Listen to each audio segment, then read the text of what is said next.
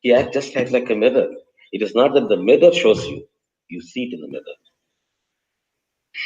So if something is not so beautiful in you, sometimes some people, they see their own ugliness in the mirror. Just like the dark spots in the moon. You see the moon, beautiful, you say. But what about the black spots? Some people have that tendency. Not that everybody sees the ugliness. To most of the people in general, it is an experience of an aesthetic enjoyment, an aesthetic experience, happiness. But when it comes to ourselves, should we not see those too? You see it, but how you relate to it is different.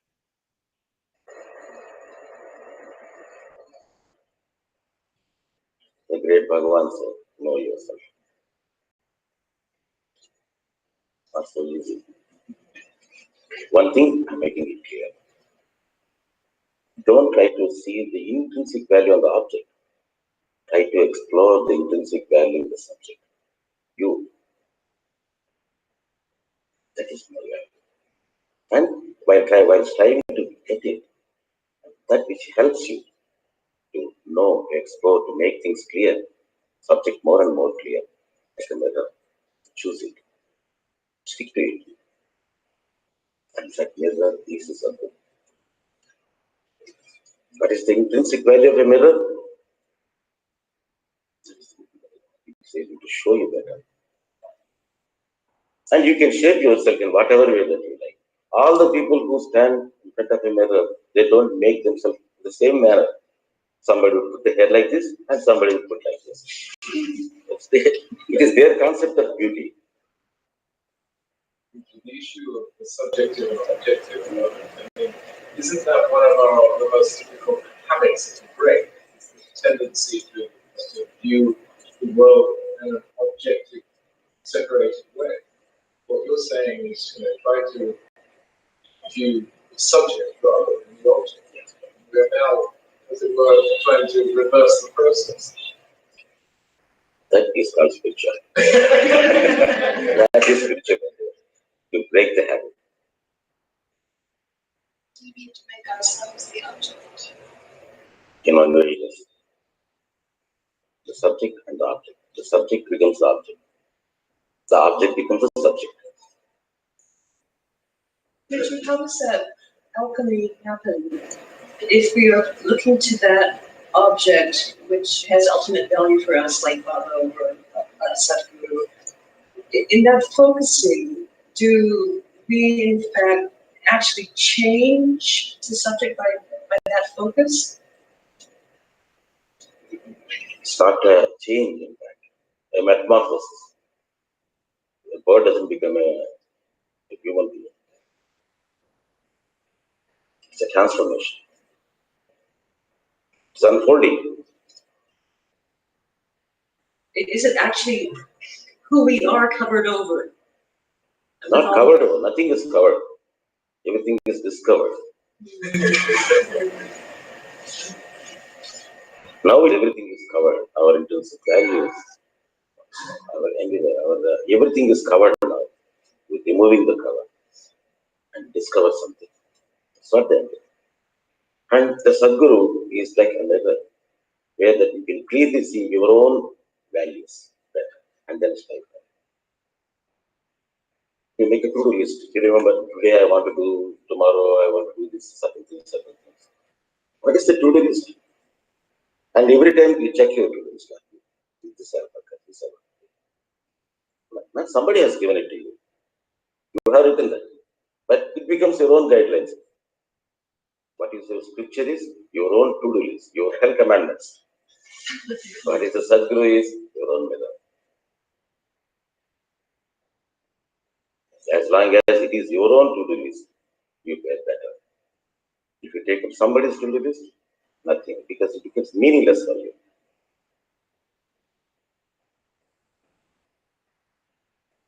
So there's a need for honesty. Absolute. Everything is based on that. Supposing that we are all honest, that is a fundamental quality. mirror is there, but we have to look to see our reflections. What is that? Baba is there in the mirror. You have to look to him. We are not looking. Baba is the mirror. If you really want to see yourself, how beautiful or how ugly you are, you have to look into the mirror. But we are not. What does it mean to look into the mirror? See, what are the values? What attracted you to Baba? What attracts you to Baba? Try to see those qualities and try to focus on them and see whether they are being developed here also. Then there will be a synchronization. Whether are we following your own to-do list? That's it.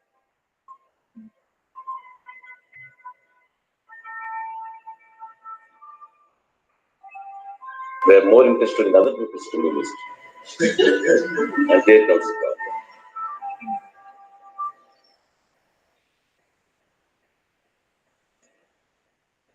Part of the difficulty, one could say, is that the looking into the mirror comes from a position of habit.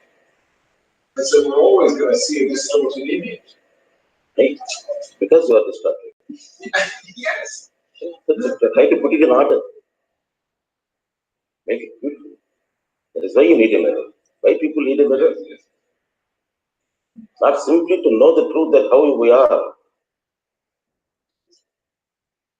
To make ourselves better. If you are distracted, it shows you are distracted. Because you are distracted, you want to make it clean, tidy, more beautiful. That helps you. Not that the mirror will make you beautiful. You have to make yourself. It only helps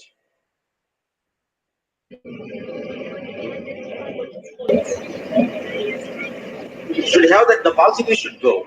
And the falsity, when you know the falsity, when you are in contact with something real. So the more you are in something real, then you know the falsity here. Otherwise you do not know the falsity at all. So a Sadguru like Sai Baba acts like a mirror. Where you see your falsity more and more. And more we see the falsity, the moment we are aware of it, it drops. It adjusts in such a way that it starts acting like real. It automatically happens. When you are passing by, it's a mirror there, and when you just look at the mirror, immediately, if the hair is not there, then automatically the hair, and then it adjusts. What witness that sense is a mirror, a reality, the company of the reality. That's what I was otherwise saying, a satsang, a company with the sun. That will constantly impresses upon you what is real, and at least showing you what is false. Otherwise, there is no way you can see your house. So again, coming to the same point, there is no other way. Nanya Panda. Be really a magnet, you have to become a magnet. One thing is definite. Baba always gives you, daily, perpetually, he gives you hundreds of incidents to show where you are, what is your capacity, what is your preparedness. There is no mistake. The thing is, we are blind. We don't see. It's not misjudging. We don't try to judge at all. We don't even consider them for judgment. We don't allow the case to be tried. Can you give me an example of these hundreds of small things? If I start giving examples, they go personal, which I don't like. You have to see them. You're talking about small incidents. Small incidents, not big incidents. Very small incidents. Here, there is no effort for you to inquire who you are. Always Baba is showing you who you are. The only thing that you don't see. See what you are. Baba is showing you what you are, and just see, look into the mirror. You'll see. So what do we refuse to do? We don't like what we say. We have our own mirror which shows ourselves so beautifully. We don't want to look into a real mirror.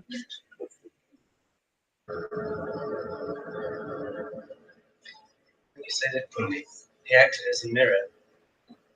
Is that only to the emotion that was being expressed, but not the content? What is on our surface that you see? The emotion is on your surface, the desire is on your surface, that is what you see.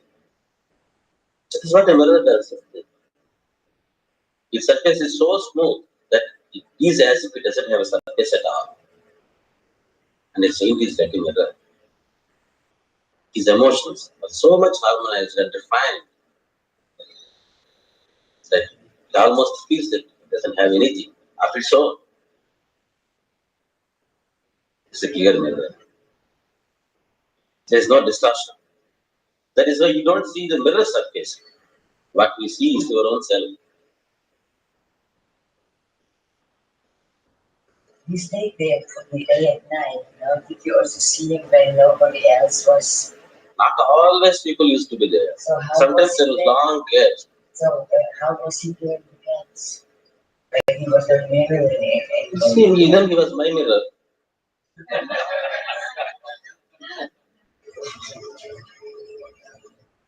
So nobody was there, I am alone. This is my mirror. I see only me there. So many people are there, he reflects me also along with others. Everybody saw their faces in the mirror and went away. It doesn't affect the quality of the mirror. If you see a black object, will the mirror take the blackness even though it reflects so finely? The perfect mirror is not affected by it. It can show any number of objects. There is no limitation for the mirror. But you have to be able to see the mirror also. Will all of those people see the mirror or be aware that that is a mirror? If you don't see the mirror, there is no question of a Sadguru and then next to set up. The all question came that your relation with the mirror.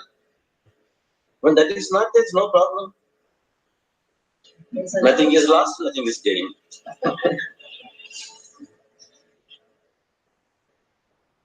Was there anything that changed after your experience in looking at the mirror? We don't change by looking into the mirror. At all, there is something wrong, the hair is falling, then we tell. When it is corrected, it shows the character of Baha. By simply standing before the mirror, the hair will stand like that. What you see in the mirror is your own self. So if a change happens, then simply you see the change. You're aware of the change. It's a limited, analogy is perfect. It is the mirror which affects that change also. By making you aware of what is to be changed. Because there is a living mirror. It's not an inanimate mirror. Just imagine a living mirror, then you will understand.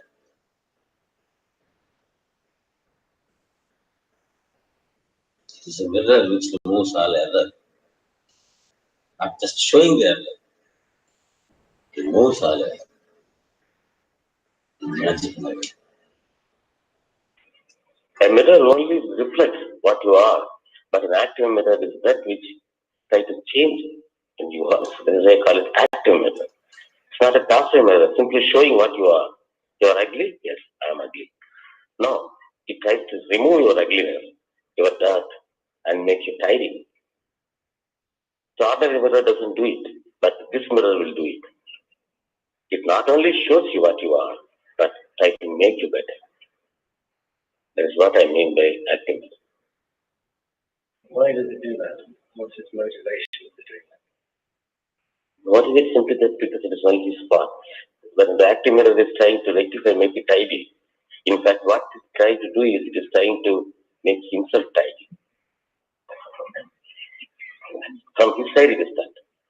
Because he doesn't see us as separate, that he's trying to help, he's trying to take care. He feels that we're all part of it. So from his side, he is just doing for himself. He's choiceless. But he loves us, it's only that.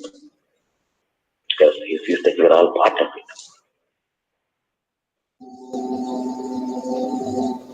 Because they will be in such a state that the moment that the person accosts him, he becomes one with the person. There is no question of two in conflict. So in his experience, he is reacting to his own self, in fact. When he is speaking, it becomes a kind of a soliloquy, as if that he is speaking to himself.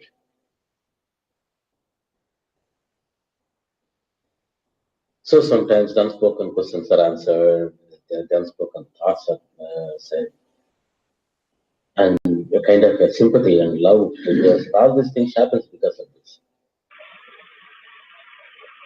I think I told you once that if at all I try to see what kind of a metaphor that I can give to that. When I look at Baba, how it feels, how that look feels, is just like a mother who gives delivery to the child, and immediately after the delivery, when she looks at the child for the first time, how it would be. Just imagine. So long, it is a part of the mother's body. It's a part of herself, the child. That it has come out and acting like another being. To the child, it is another being.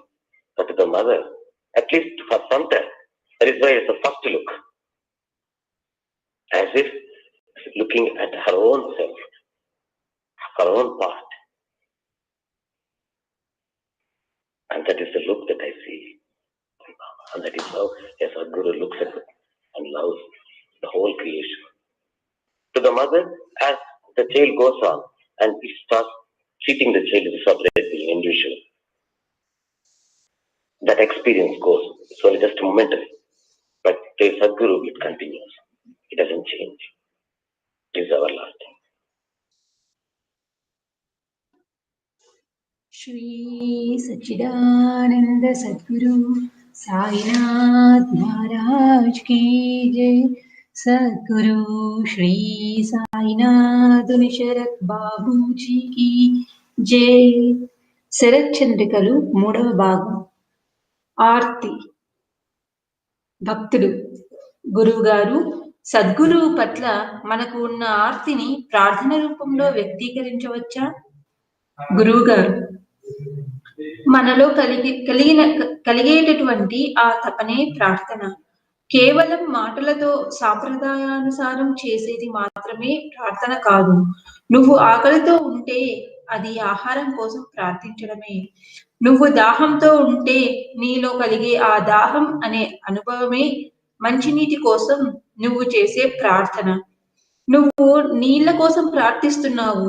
మీకు బాబా పట్ల ప్రేమ, బాబా కోసం మీకుండే తపన, అదే ప్రార్థన. ఆ తపన ఎడతెగని నిరంతర ప్రార్థన.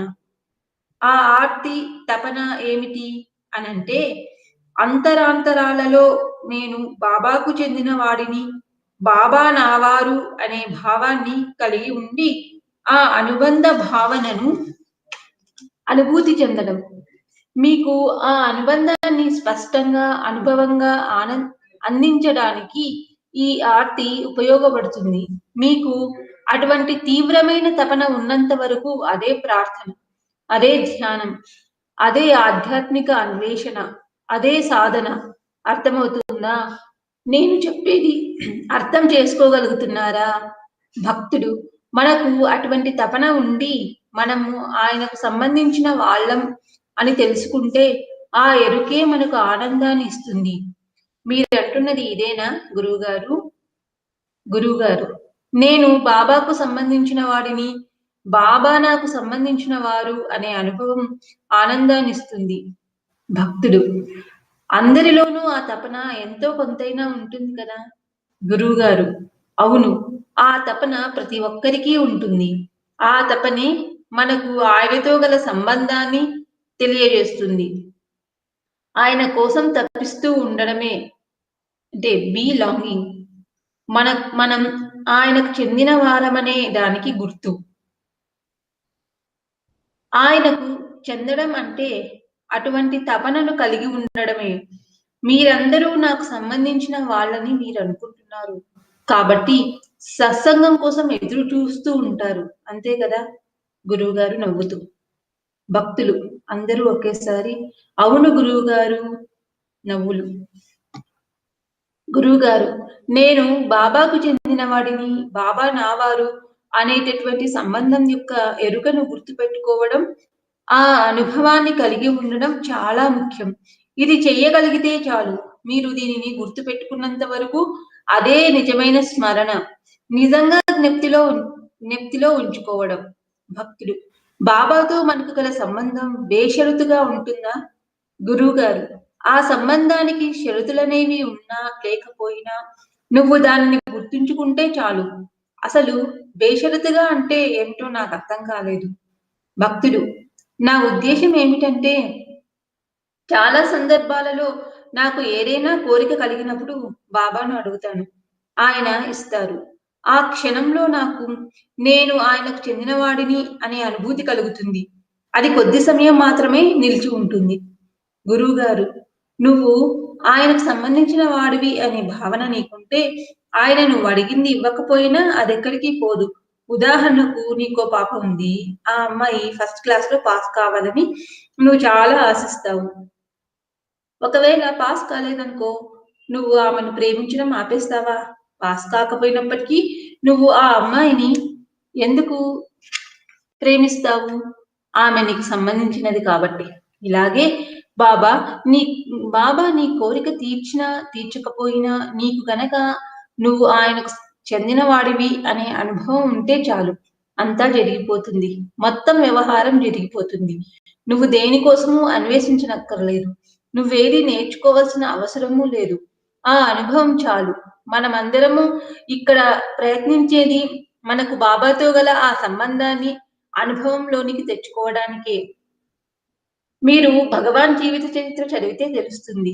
భగవాన్ విషయంలో కూడా అసలు ఆయన అన్వేషణ మొత్తం మొదలైంది ఆ సంబంధ భావనతోనే. ఆయన అన్వేషణ వెతుకులాటకు మూలం తానెవరు అనే గుర్తింపును తెలుసుకోవడం కోసమే. రమణులు ఇంటి నుండి బయలుదేరేటప్పుడు నేను నా తండ్రిని వెతుకుతూ నా తండ్రి ఆజ్ఞానుసారం ఇక్కడి నుండి వెళ్ళిపోతున్నాను అని ఇంట్లో వాళ్లకు ఒక ఉత్తరాన్ని రాసి పెట్టారు. ఆయన అన్వేషణ ఆయన తండ్రి కోసం. నేను ఆయనకు చెందినవాడిని అని భగవాన్ అనుకున్నారు. అందుకే అరుణాచలానికి వెళ్ళిపోయారు. ఆయన వ్రాసిపెట్టిన ఉత్తరాన్ని ఈ కోణంలో చదవండి. నేను చెప్పేదేమిటో మీకు అర్థమవుతుంది. చూడడానికి చాలా సాధారణమైన విషయంలా కనిపించినప్పటికీ అది అంత మామూలు విషయం కాదు. నేను అరుణాచలానికి చెందినవాడిని, ఆయన నా తండ్రి, నేను ఆయన వాడిని అనేటటువంటి బాంధవ్య భావనది. ఆ చిన్న వయసులో ఆయనకు అది ఏమిటో ఎవరో తెలీదు. దానిని అరుణాచలం అని అనుకున్నారు. ఇక్కడికి వచ్చి అరుణగిరిని దర్శించారు. ఒక స్థాయిలో ఆయనకు సంతృప్తి కలిగింది. అది అంత మాత్రమే కాదు, మరేదో కూడా ఉంది. అప్పుడు ఆయన దానిని అనుభవం పొందడం ప్రారంభించారు. ఆయన నా తండ్రి, నేను ఆయన బిడ్డను. ఈ గుర్తింపు తానెవరు అనే అన్వేషణకు సమాధానమైంది. ఈ ప్రశ్ననే ఆయన తమదైన పద్ధతిలో నేనెవరు అని వ్యక్తం చేశారు. మనం ఇంకో రకంగా ప్రశ్నించే వాడెవరు అని అడగవచ్చు. భక్తుడు, నా తండ్రి ఎవరు అని విచారించాలని మీ ఉద్దేశమా? గురువుగారు, కాదు, నేనెవరు అనే విచారణ గురించి నేను చెప్తున్నాను. నేనెవరు అనే విచారణ వ్యక్తి యొక్క అస్తిత్వానికి సంబంధించినది. కొందరు దాన్ని ఈశ్వరుణ్ణి అని అనుభూతి చెందుతారు. మరికొందరు దానిని రమణ మహర్షి వలె అనుభూతి చెందవచ్చు. రమణుల గుర్తింపు, ఐడెంటిటీ ఏమిటి? తాను అరుణాచలేశ్వరుని కుమారుడు అని. అలాగే నువ్వు, నేను సాయిబాబా కుమారుణ్ణి, నేను ఆయన వాడిని ఆయన నాకు చెందినవారు అని అనుభూతి చెందవచ్చు. ఆయన నీవాడు కాబట్టి నువ్వు ఆయనను నీ వాణిగా చేసుకోవాలి అనుకుంటావు. ఆయనను పొందాలి అనుకుంటావు. ఆయన పట్ల నీ వ్యక్తీకరణలన్నీ కూడా ఆయన నీ స్వంతం అనే భావానికి వ్యక్తీకరణలు అవుతాయి. చూడటానికి నాకు మాత్రమే స్వంతం అనే భావన సరైన ధోరణిగా కనిపించనప్పటికీ ఇది అటువంటిది కాదు. నువ్వు ఆయనను నీ వాణ్ణిగా చేసుకోవాలనుకుంటావు. ఆయన ప్రేమను, ఆయన స్వభావాన్ని, ఆయన ఆనందాన్ని పొందాలనుకుంటావు. మళ్ళీ రమణ మహర్షి విషయమే తీసుకుంటే ఆయన దానిని మరో రకంగా చెప్పారు. ఆ అనుభవం వచ్చిన తర్వాత నేను ఒక రకమైన ఆవేశం ఆవహించింది అన్నారు. భగవాన్ ఆవేశం అనే సంస్కృత పదాన్ని వాడారు. మరో ఆత్మ ఏదో ఆయన్ని కూలినట్లుగా అన్నమాట. దాన్ని ఆయన ఏదో జరగరానిది జరిగినట్టుగా కాక చాలా అద్భుతమైన విషయంలా చెప్పారు. ఒక మహోన్నతమైన అస్తిత్వానికి ఆయన స్వాధీనమయ్యారు. మనకన్నా ఉన్నతమైన అస్తిత్వం మనలను ఆవహించినప్పుడు అది మనలో పరివర్తన కలిగిస్తుంది. ఎందుకంటే మనలో భావోద్వేగాలు, ఆలోచనలన్నీ మన గుర్తింపు నేనెవరు అనే కీలకమైన అంశం మీదనే ఆధారపడి ఉంటాయి.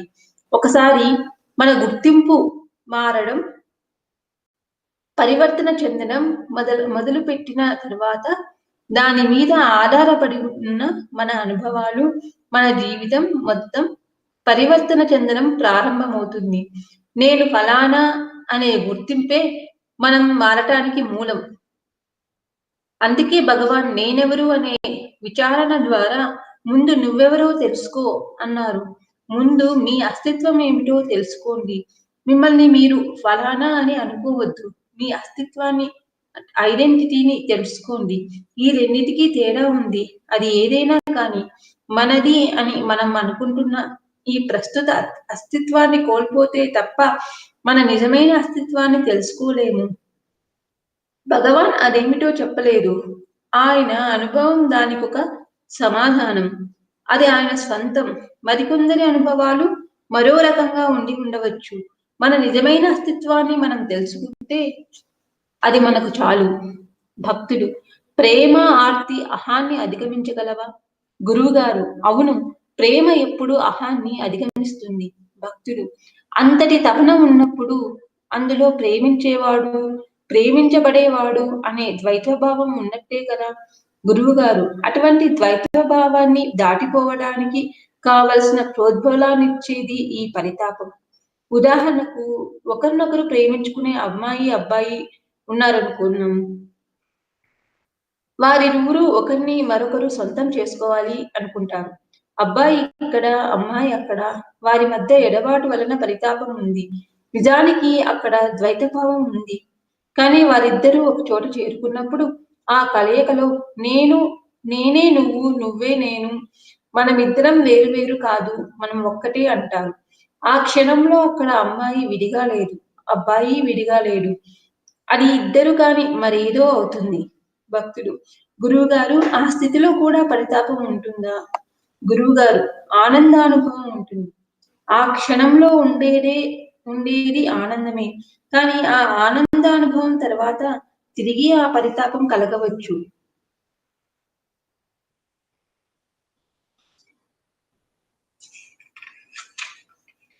ఎందుకంటే ఆ పరితాపం ఇద్దరం విడివిడిగా ఉన్నామన్న భావన మీద ఆధారపడి ఉంటుంది కాబట్టి. తత్ఫలితమైన ఆనందానుభూతి చాలా తక్కువ సమయం మాత్రమే ఉంటుంది. ఇద్దరము విడివిడిగా ఉన్నామన్న భావన లేకపోతే ఒకటి కావాలనే తపన ఉండదు. అందువల్లనే ఆనందానుభవం పొందిన తర్వాత కూడా ద్వైతభావం ఉన్నంత వరకు దానిని దాటిపోయి ఏకత్వాన్ని పొందాలన్న తపన కలుగుతూనే ఉంటుంది. రమణ మహర్షి చెప్పినట్లు ముళ్ళును అంటే ద్వైత భావాన్ని ముళ్ళుతోనే తీయడం అంటే ద్వైత భావంతోనే తీయడం లాంటిదండి. ఎవరితో ఏకత్వం తమకు ఆనందానుభూతిని కలిగించిందో ఆ అరుణాచలాన్ని దర్శించి ఆ సన్నిధిని అనుభవించాలని భగవాన్ పరితపించారు. అందుకని అరుణాచల అష్టకం చివరి పంక్తిలో భగవాన్ అక్కడ ఇద్దరు లేరు అంటారు. ఆయన పరితాపం ఆయనకు ఏకత్వానుభూతిని కలిగించింది.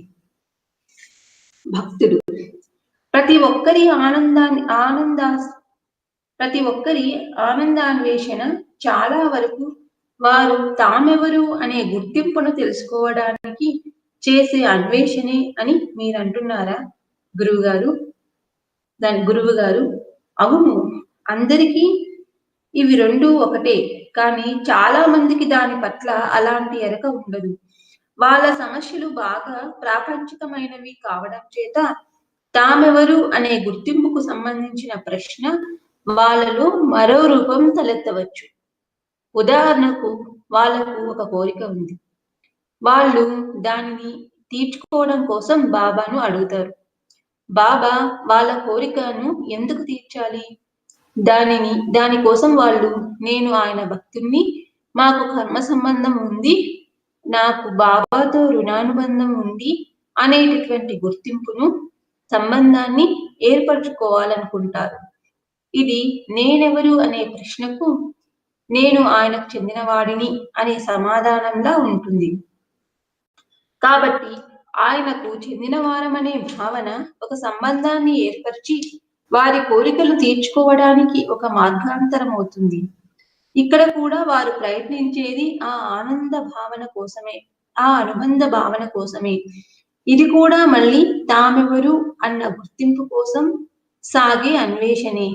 అయితే ఇది మరో స్థాయిలో, మరో మార్గంలో, వేరొక తీవ్రతలతో సాగుతుంది. ఇక్కడ కూడా అది అలాంటిదే. మనం బాబా చరిత్రను చదువుతాము, సాయిబాబా అంటూ బాబా నామాన్ని పలుకుతాము. ఏమిటివంతా? ఇవన్నీ మనము ఆయనకు చెందిన వారమన్న భావాన్ని, ఆ గుర్తింపును రూఢీపరచుకోవడమే. బాబా, నేను నీ నామాన్ని ఎన్నిసార్లు పలుకుతున్నాను, మనం ఒకరికొకరు బాగా తెలుసు, నేను నీతో సన్నిహితంగా ఉంటాను, నేను నీ వాడిని, అందుకని నా గురించి పట్టించుకోండి, నా కోరికలు నెరవేర్చండి. గురువుగారి నవ్వుతూ, దీని పర్యవసానము ఆ సంబంధ భావనే. అందుకని ఇది కూడా తామెవరు అనే గుర్తింపుకు సంబంధించిన అన్వేషణే. భక్తుడు, మేము బాబాను ఆర్తిగా ప్రార్థిస్తే ఆ ప్రార్థన, ఆ తపన మమ్మల్ని సద్గురు అనుగ్రహ క్షేత్రంలో ఉంచుతుందా? గురువుగారు, ఉంచుతుంది. కానీ ఆ తపన చాలా అస్పష్టంగా ఉంటుంది. ప్రార్థనకు ఉపయోగించే పదాలు బాగానే ఉంటాయి, వినసొంపుగానే ఉంటాయి, కవితాత్మకంగా చెబితే ఇంకా బాగుంటాయి. కానీ వాస్తవికంగా చూస్తే అవి అస్పష్టంగా ఉంటాయి. వాటిని పట్టుకోవడం కష్టం. మనం మన తపనను ఎలాగైనా వ్యక్తం చేయగలగాలి. కాబట్టి సత్సంగంలో ఉండడం, బాబా చరిత్రను అనువదించడం లేదా బాబా రూపాన్ని చిత్రించడం మొదలైనవి చేస్తాము. ఇటువంటివన్నీ ఆ తపనకు వ్యక్తీకరణలే. మన తపనను నిజంగా వ్యక్తీకరించేదేదో దాని పట్ల మనం జాగ్రత్త వహించాలి. ఊరికనే బాబా రూపాన్ని చిత్రించడము లేక అనువాదం చేయడం వల్లనో ఏమీ ఉపయోగం ఉండదు. మనం చేసే పని నిజంగా మనలోని తపనను, ప్రేమను వ్యక్తం చేస్తుందా లేదా అని మనం ఎప్పటికప్పుడు తరచి చూసుకుంటూనే ఉండాలి. భక్తుడు, మమ్మల్ని మేము ప్రశ్నించుకోవడం ద్వారా మా తపనను ఎలా వ్యక్తం చేయాలి అనే విషయంలో స్పష్టత వచ్చి మా ఆర్తిని సరిగా వ్యక్తపరిస్తే అప్పుడు మా ఆనందం ఎక్కువ అవుతుంది. అంతేనా గురువుగారు? అవును, ఆనందము, తపన పెరుగుతాయి. మనలో ఆ తపన పెరిగే కొద్దీ మనం ఆయనకు ఇంకా ఇంకా దగ్గరవుతాము. మీరు ఎంతగా తప్పిస్తే అంతగా ఆయనకు మీకు మధ్య దూరం తగ్గుతుంది. గురువుగారు నవ్వుతూ, అది దానిలోని సౌందర్యం. ఆ తపన, లాంగింగ్ మిమ్మల్ని బాబాకు దగ్గర చేసి విడివిడిగా ఉన్నామన్న భావనను తగ్గిస్తుంది. భక్తుడు, కానీ ఈ తపన మధురంగానూ ఉంటుంది, కష్టంగానూ ఉంటుంది కదా? గురువుగారు, అవును, రెండు విధాలుగానూ ఉంటుంది. మనం అనుభవించే ఎడబాటు వలన అది కష్టంగా ఉంటుంది. కానీ ఈ తపనలోని అంతర్లీనంగా మనం ఆయనకు చెందిన వారం అనే భావోద్వేగం కూడా ఉంటుంది. మనం ఆయనకు చెందిన వారమనే భావన మనలో ఉన్నంత వరకు ఆ తపన ఉద్విగ్న భరితంగా మనోహరంగా ఉంటుంది. మనం ఆయనకు చెందిన వారమనే అనుభూతితో ఆయన కోసం తపించడం అద్భుతంగా ఉంటుంది. Prayer doesn't mean a formal expression of words. If you are having hunger, it is prayer for food. If you are thirsty, the very experience of thirst is prayer for water. A prayer. Your love, your longing to Baba itself is a prayer. That longing should be there. That is perpetual, constant prayer. What is longing? The sense of belonging. I belong to Baba. Baba belongs to me. And to experience that sense of belongingness.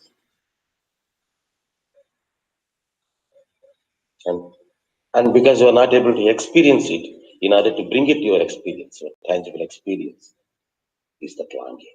And as long as you have that experience of longing, that is prayer, that is meditation, that is spiritual quest, that is sadhana. Do you follow what I am saying? So once you have that longing and you realize you belong to him, then it is fulfilled. Is what you're saying? That experience that Baba belongs to us. I belong to Baba. Does everybody have a longing to some degree or not? Yes, everybody has that longing. And that longing depends upon that belonging. That is, belonging is belonging, isn't it? Having that longing is belonging. Because you all feel that you belong to me, you long for satsang, isn't it?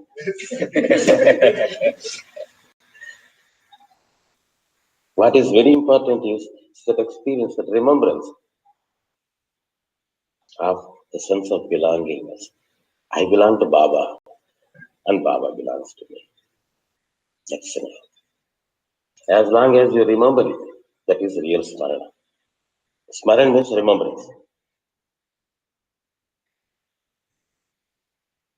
Will the belonging be always unconditional?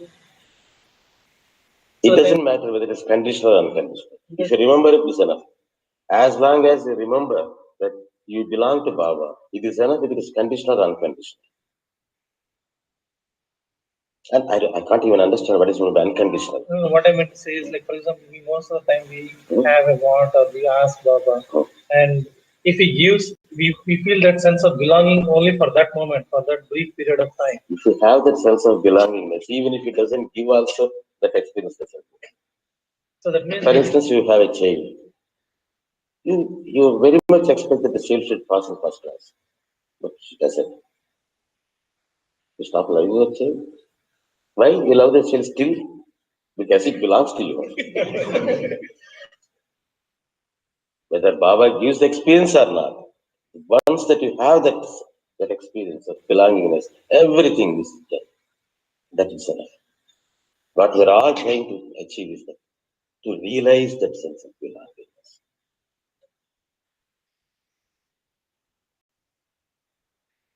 Even in the case of Ramana, if you read his biography, actually the whole quest started with that sense of belongingness. His quest for identity. He is my father. So the quest for the father. I belong to him. So he ran to Arunachala.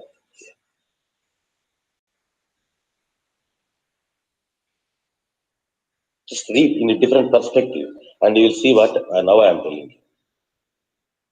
It looks so simple to you, but it is not so simple. It is that sense of belonging. I belong to Arunachala.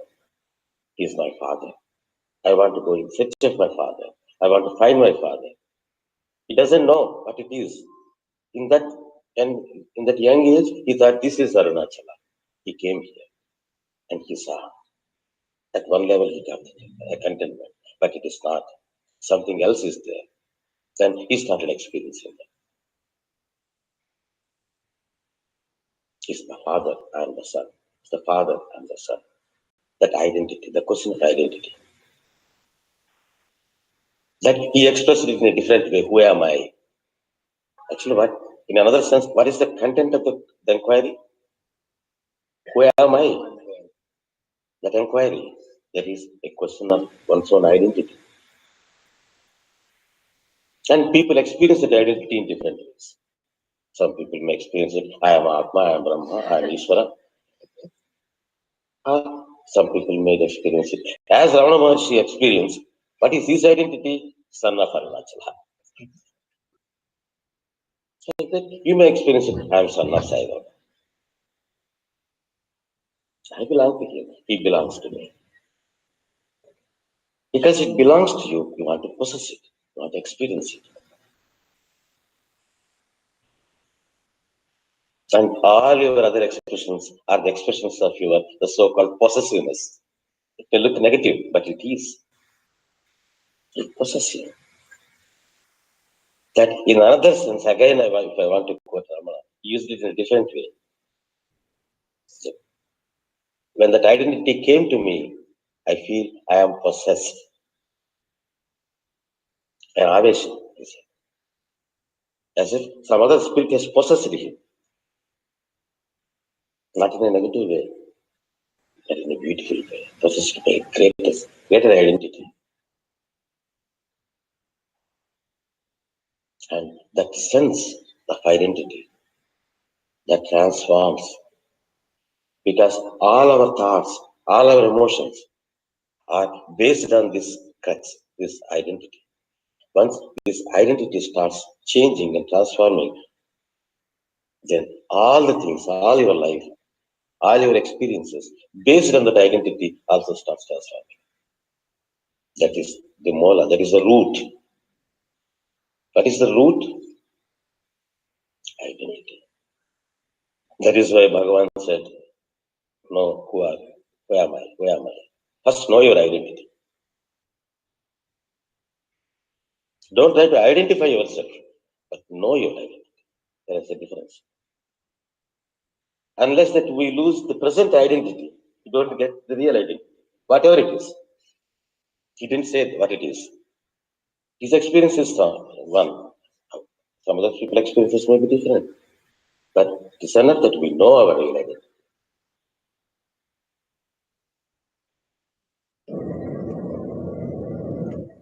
So it's natural to love, and it's natural to long for love. Love transcends ego. Longing transcends ego. Love always transcends. When there's longing, it presupposes a duality, a lover and a beloved. When it becomes that which gives them the pull to go beyond this gap. Two persons, one man and woman, they love each other. They want to possess this girl and the man. No. The reality is there. He is there, she is there, and the longing is there. But once they are together, but their meeting actually happens, then they begin, I am you and you are me. We are not good, very good, I did. At that moment, there is no fear, something else. Can there still be longing in that state? Fulfillment. At that moment. And after that, the fulfillment, again, some people lose it because it is only transient. And then again they long because they experience the fulfillment, again they long. Even if it is a concept that if you have the longing, it is based on the duality, then you don't have the longing to overcome the duality, to transcend the duality. It is the longing to transcend the duality. That is what Ramana said. It is like a thought which removes another thought. It is his longing to see, to experience Arunachala, which brought him to be united. That is why the last chapters of Arunachala, he said, they are not you, you are me. Culminates in non-duality.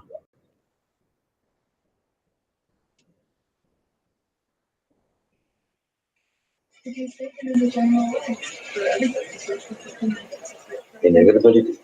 But for many people, they are not aware of it in that way. Their problems are more mundane, maybe. So this question of identity won't arise from them. And their question of identity arises in a different way. They have a desire, they want to get it fulfilled. They will ask Baba, and why Baba has to fulfill it. So they want to create a relationship, an identity. I'm the devotee of Baba. We have a karmic relationship. I have a Rananubandha. Who am I? I belong to him.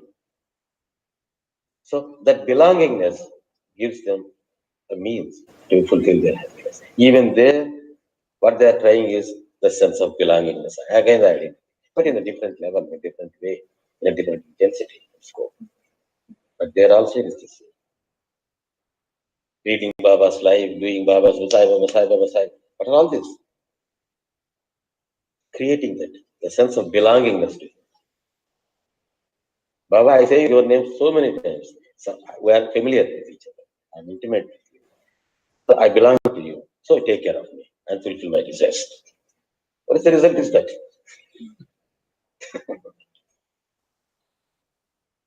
So even there, it is the question of identity.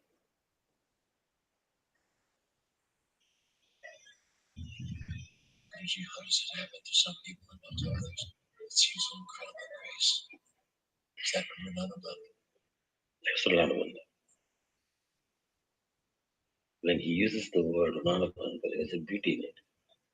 Again, Rananubandha means indebtedness. Some debt, because of some debt. The point here is when he said it is indebtedness, the debt is on his side, not on our side. We have paid something to him and he has to repay it back to us. He is saying, I am paying you the debt with interest. So be happy at the receiving end and enjoy it. That is what he said. If you give 1 rupee, I'll give you 10 rupees. That is indebtedness, a sense of connectedness and identity. Because the exact literal translation of the Sanskrit word doesn't mean that. Debt, that rona, has the word of a kind of an emotional attachment also. Debt cannot be translated. So people translate it as a debt, indebtedness. Instead of using the word debt, I say indebtedness or connectedness, the sense of belonging. He feels that you belong to him. Just like we feel that Baba belongs to us, he also feels that yes, he belongs to me. He's my people, my children. Yes, it's responsibility. And his responsibility is shown in his responsiveness. How he responds to your wish, your prayers. He's responsible. Able to respond, he's responsible. Guruji, if we're praying to Baba regardless of where we are, like if we're honestly praying, is that what's putting us in the magnetic field? Longing, praying. Yeah.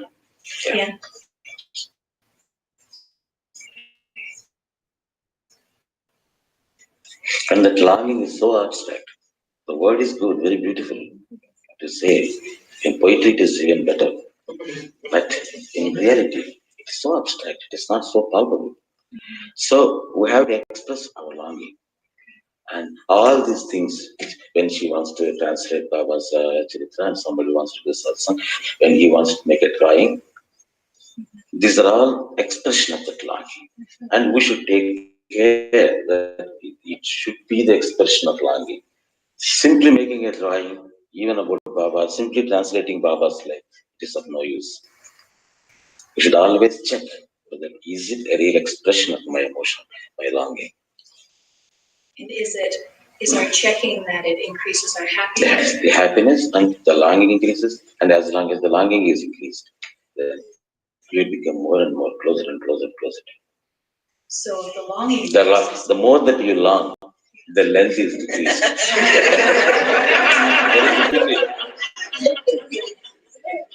It is not really long.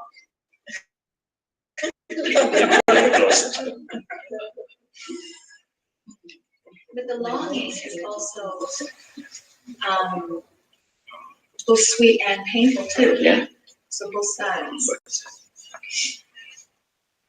Because the longing implies it is an underlying emotion of belonging also. As long as that is there, the longing is also feeling beautiful. Longing with a sense of belonging.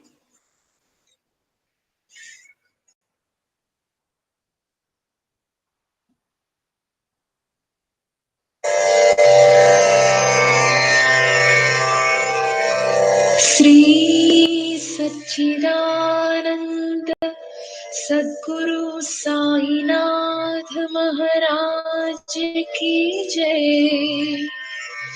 Sadguru Sri Sainathuni Sharad Babuji ki jai.